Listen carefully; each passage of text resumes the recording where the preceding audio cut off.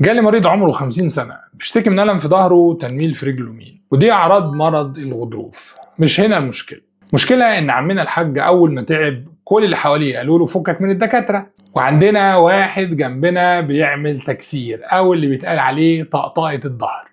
الكارثة إن لما عملت الأشعة لقيت إن في غضروف في الفقرات، وده ضغط على العصب بشكل صعب جدا.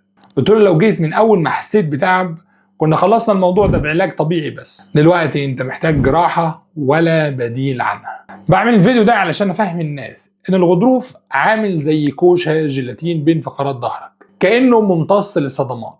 لما بينزلق بيضغط على العصب اللي حواليه، وده اللي بيسبب الألم والتنميل اللي انت بتحس فيهم. الكارثة بتحصل بقى لما حد يجي يعمل طقطقة للظهر، هنا للأسف بيزود الضغط على الغضروف اللي هو أصلا مش في مكانه الصح. حل يا جماعة مش كده خالص. 90% من حالات الغضروف بتتعالج بدون جراحة بالعلاج الطبيعي والأدوية الصح، بس ده مشروط بحاجة واحدة بس، إنك تيجي بدري.